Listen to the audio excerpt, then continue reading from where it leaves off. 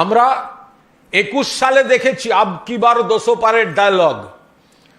24 সালের লোকসভা নির্বাচন, বাংলায় বিজেপি কমে গেছে, তৃণমূল বেড়ে গেছে।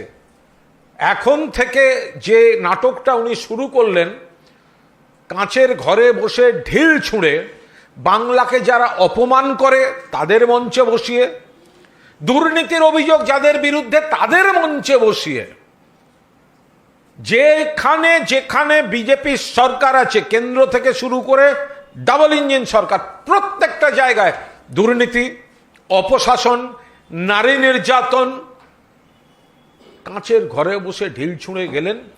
বাংলায় উনি যতবার আসবেন তৃণমূলের আসন সেই অনুপাতে বাড়বে।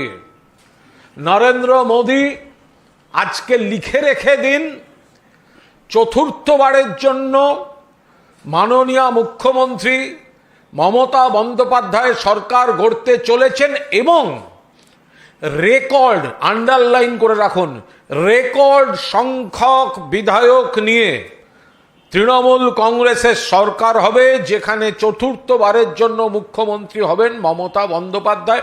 আপনি যতবার আসবেন, আপনি অমিত শাহ যারা আসবেন, তত তৃণমূলের আসন বাড়বে।